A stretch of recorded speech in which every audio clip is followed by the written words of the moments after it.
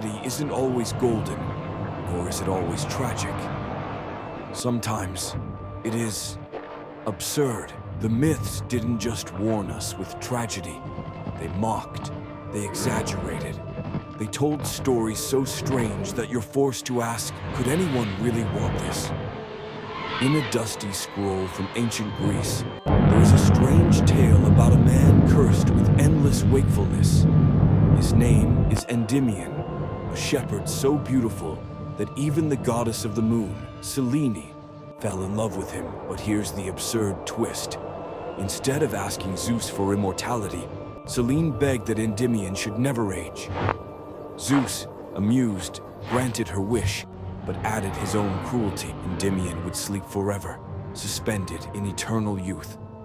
Think about that. He never died, but he never lived either. His body lay untouched, as Selene kissed his frozen lips night after night. Was this immortality or eternal paralysis? Mesopotamian myths hold an even stranger story.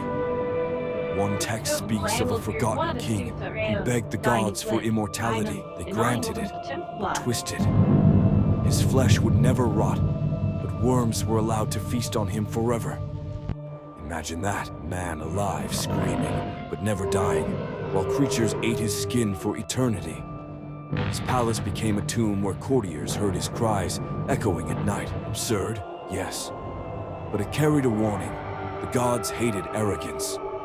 Immortality wasn't just denied, it was ridiculed, turned into horror. Here's something nobody tells you. Even the immortals themselves sometimes beg to die. In one obscure Greek fragment, Hera herself grows weary of eternity, watching endless wars, betrayals, the same cycles repeated for millennia. She whispers to Zeus, "Perhaps mortals are luckier than us." The absurdity here is shocking. Queen of the heavens, with limitless power, envying humans who could simply end.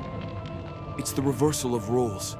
Gods envying mortals instead of the other way around. One of the strangest curses comes from a Babylonian tale. A boy, born under an omen, was granted eternal life with the spell frozen at age 12.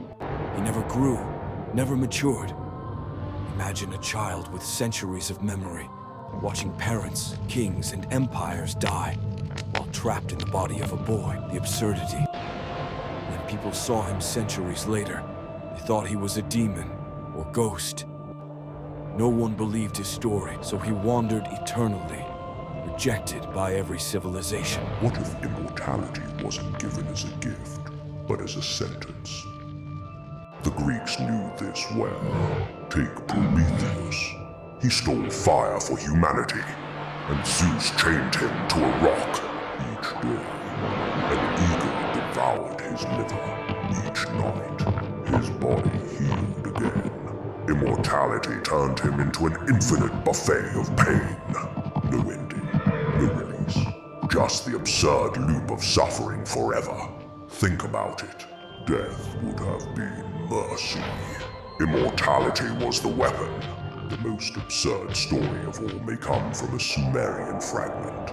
It speaks of a man who found the secret herb of immortality. He ate it, laughed in triumph, and declared, "I will rule forever." But the gods mocked him. They made him invisible, immortal, yes, but unseen, unheard, forgotten. He wandered the earth like a ghost, screaming at people who couldn't hear his voice. Imagine that fate, to live forever, but to be erased from memory, the loneliest joke in history. So, what do these absurd tales tell us? They weren't just stories, they were warnings. Myths whispered, be careful what you wish, for eternal sleep isn't life, eternal decay isn't glory, eternal suffering isn't power, and sometimes immortality is worse than death. So again, I'll leave you with a question. If the gods offered you immortality, but refused to say which version, would you dare to accept it?